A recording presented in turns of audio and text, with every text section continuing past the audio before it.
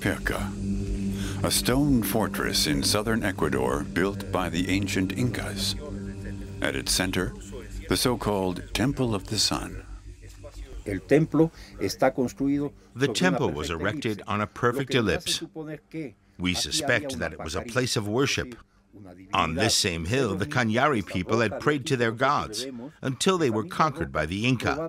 The Incas simply converted the site and adapted the walls to the style typical of their capital, Cusco.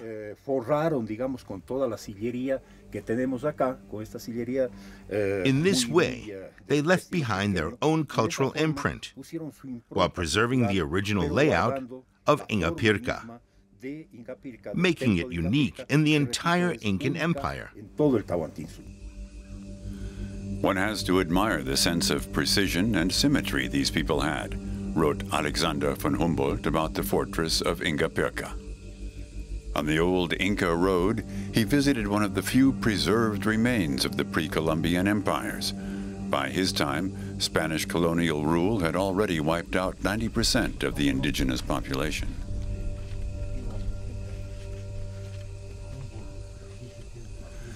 But Humboldt continued his explorations, eager to study those people whose culture and way of life had remained completely untouched by the Spanish conquest.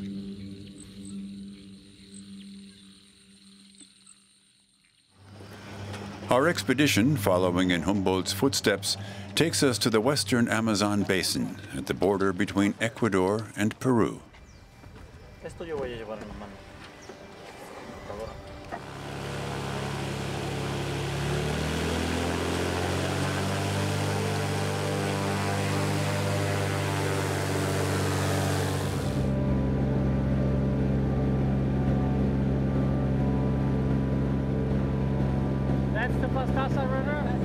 In a single propeller plane, we follow the course of the Pastaza River, deep into the territory of the Achua people.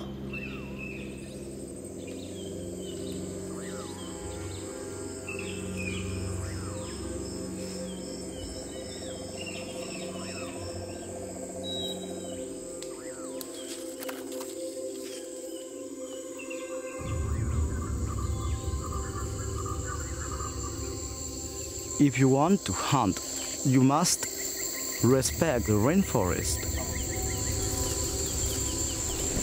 and ask the rainforest to provide the food. If you are not respecting the rainforest will never give you nothing.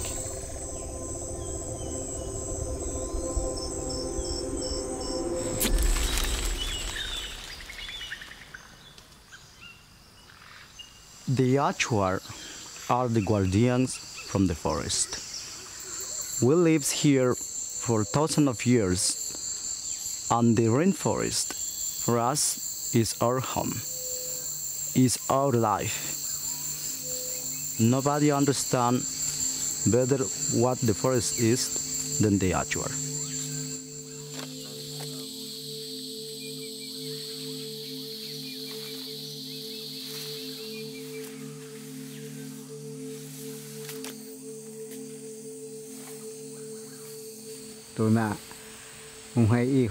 Tuna, the waterfall, is the home of our spirit, Arutam.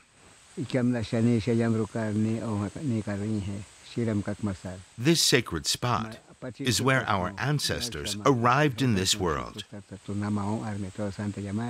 Here they found protection and sound health.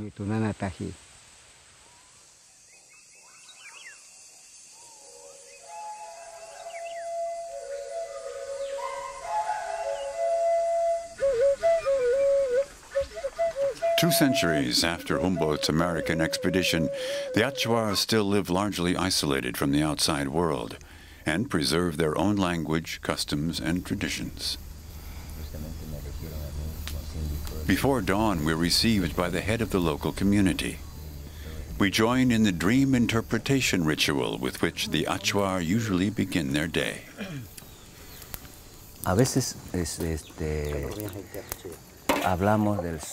We sometimes talk about our dreams from the previous night, but sometimes it's about special dreams that we call kanurmo.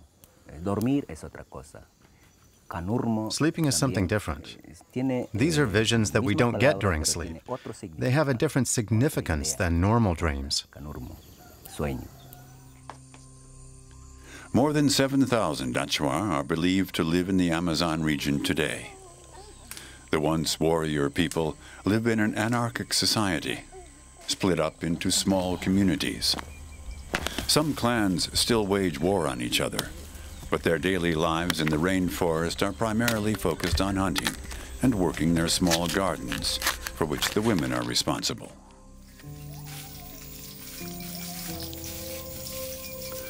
Humboldt was fascinated by the traditional lifestyle of the indigenous peoples as he traveled through the rainforest, observing their customs and learning their languages. In contrast to other explorers and researchers from Europe who considered them to be savages, he saw them as a group of people unspoiled by civilization. But today's civilization is encroaching on the rainforest and its inhabitants. Tiyua Uyankar grew up in the Achuar community before leaving to go to college in the city, a 15-day walk from here. He's one of the few Achuar to have regular contact with the outside world.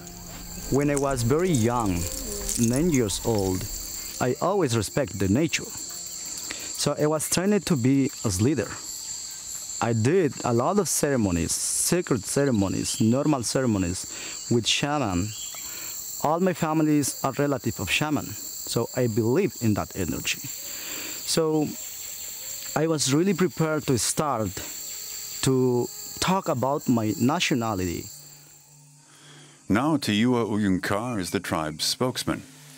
He wants to draw the world's attention to the plight of his people.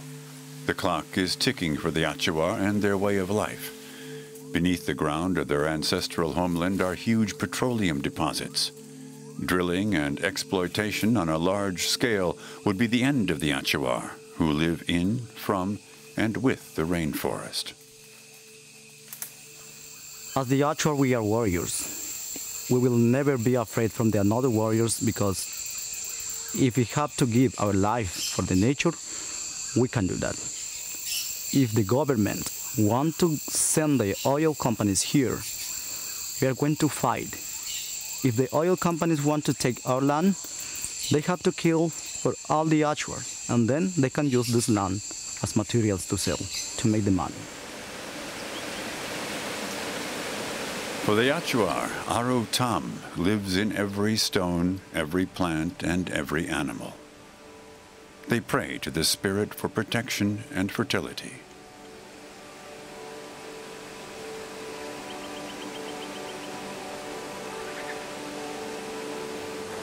The Achuar see the forest as a living being, as Humboldt himself sensed as he made his way through the jungle of the Amazon region.